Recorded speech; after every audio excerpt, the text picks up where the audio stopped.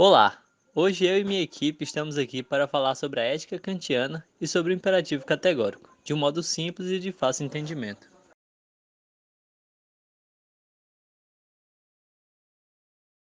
Bom, podemos dizer que Kant critica o utilitarismo porque este baseia sua moral apenas, não apenas, mas majoritariamente no consequencialismo das ações. De forma que, se uma ação resulta em uma consequência benéfica ou numa maior quantidade de prazer para os indivíduos, esta deve ser feita. E de maneira contrária, se uma ação traz mais malefícios em vez de ser mais benéfica, esta deve ser, por motivos óbvios, evitada.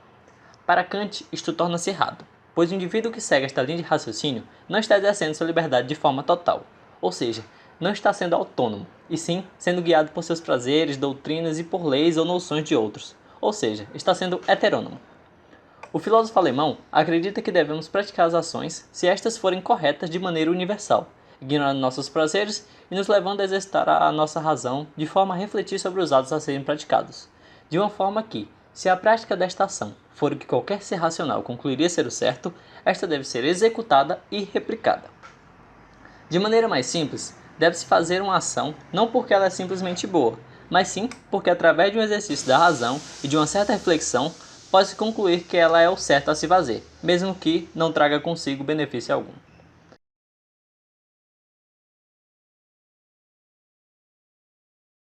Inicialmente, Kant, ao tentar interpretar a liberdade, deferiu dois ideais, sendo eles a definição clássica de liberdade proposta na Idade Média e a crítica existencial da liberdade, que está relacionada com um modelo naturalista do renascentismo para a compreensão da realidade.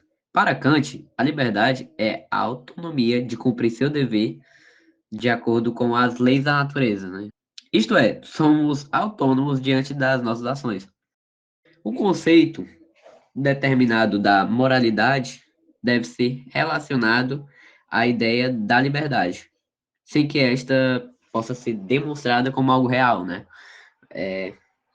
Até por isso mesmo que, posteriormente, Kant chega à conclusão que não é possível definir a liberdade, justificando a sua imaterialidade e acreditando que dependerá da interpretação de cada ser racional, que este seja consciente da causalidade de suas ações. Ou seja, este ser, ele deve ter a total compreensão do que ele está realizando, no caso, utilizar a razão fundamentalmente para compreender, ou para que se possa analisar isso, né? Analisar as suas ações, justificar isso, entre aspas.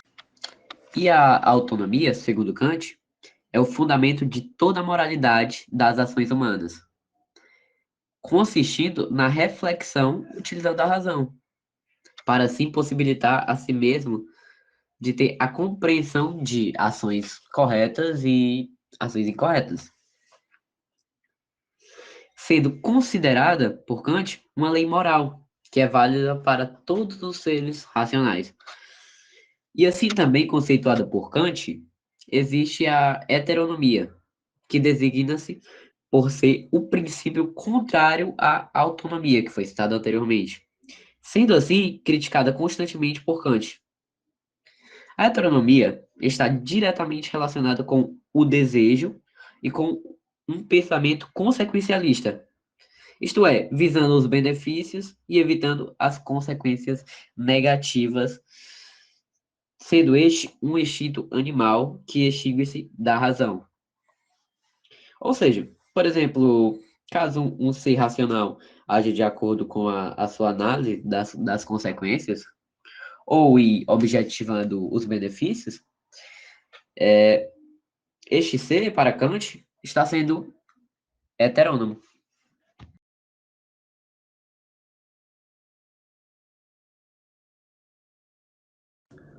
Um dos principais ensinamentos deixados por Jesus foi o que conhecemos como regra de ouro. A regra de ouro consiste em um preceito que se encontra no Evangelho. Ela diz: faça aos outros o que você gostaria que fizessem a você. Jesus falava isso de modo geral, de forma que as pessoas deixassem de lado o egoísmo e fizessem o certo, o que gostariam que fosse feito com elas para com seus irmãos. Dessa forma, Jesus acaba excluindo a possibilidade de haver algum louco masoquista ou até mesmo um sádico na sociedade. Porque, por exemplo, Para o masoquista, bater em alguém seria algo bom, já que por ele ser masoquista, ele gosta de se submeter à dor. E é de modo a aprimorar a regra de ouro que Kant criou o imperativo categórico. Porém, dessa forma, extinguindo as possibilidades de falha em seu ideal ético e buscando algo que abrangesse toda a sociedade de forma universal. Antes de compreender o imperativo categórico, é necessário que compreendamos melhor o imperativo hipotético. O imperativo hipotético é algo que fica preso ao objetivo das ações, isto é, o imperativo hipotético não é moral, mas depende apenas do objetivo a ser cumprido. Todos nós sabemos da necessidade de escovar os dentes, por exemplo. Então recebemos a ordem: escove os dentes, é melhor para você. Se nós escovamos os dentes pensando em evitar cáries ou futuros prejuízos, dessa forma estamos atuando sobre o efeito do imperativo hipotético. E é dessa forma que o imperativo hipotético acaba sempre associado apenas ao desejo, como por exemplo, não roube se quiser ser popular, estude para conseguir um bom emprego. Porém, é importante ressaltar que o Kant não condena as pessoas que agem segundo o imperativo hipotético, até porque é comum na sociedade, em comunidades, em famílias, agir sob esse imperativo. Porém, para Kant, o que seria correto realmente, de forma moral, seria a atitude por meio do imperativo categórico que será falado logo mais.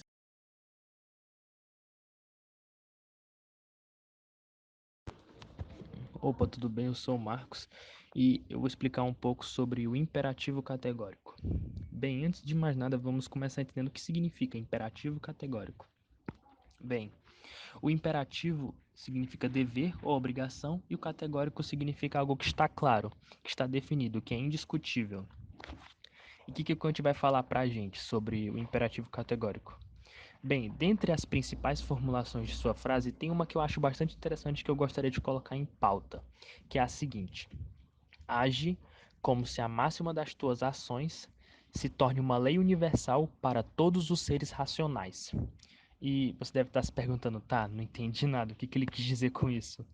Bem, o Kant está querendo basicamente dizer o seguinte: age de tal forma que as tuas ações sirvam de exemplo para outros indivíduos, para que esses indivíduos reproduzam essas tuas ações, que no caso seriam ações benéficas, ações corretas.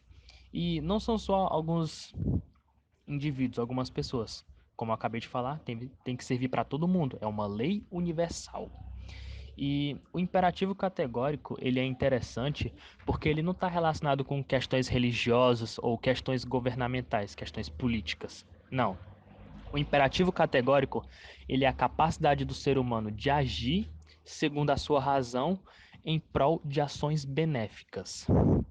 Ele é uma orientação para a razão, assim como uma bússola serve para orientação geográfica. Se ficou um pouco confuso aqui, eu vou dar um exemplo para ficar mais claro. Vamos imaginar a seguinte situação: você sai da sua casa para ir para um local X, um local Y, tanto faz, e no meio do percurso você percebe que uma pessoa, ao colocar dinheiro no bolso, ela não percebe e o dinheiro acaba caiu no chão, ela não percebeu. Aí todos nós sabemos que a ação correta a ser feita é pegar o dinheiro e devolver para essa pessoa. Aí que tá. Você pegou o dinheiro e devolveu porque você sabe que é o correto a se fazer, é o certo e ponto final, ou você devolveu porque você está esperando algum benefício, ou ainda se você não devolvesse esse dinheiro, você ia ficar com peso na consciência e se questionando. Vixe, se eu não devolver, o que a minha mãe ia pensar de mim? O que as pessoas que fazem parte do meu convívio social ia pensar? Fica aí a reflexão. E o Kant, ele vai falar que a gente teria que devolver porque é o correto, porque é o certo a se fazer, não visando algum benefício ou fugir de alguma punição, porque se a gente for pensar em benefício ou fugir de punições, a gente vai estar entrando na questão da heteronomia, que é isso, você realizar determinadas ações porque você está visando um objetivo ou você está querendo fugir de alguma punição. O Kant vai falar que a gente não está sendo nada mais, nada menos que uns animais. Por isso que a gente tem que realizar ações, não se preocupando com essas questões, mas sim se, porque a gente sabe que é o correto. O certo a ser feito, como eu acabei de falar, age como se a máxima das tuas ações se torne uma lei universal para todos os seres racionais. E é isso. Foi isso aí e muito obrigado.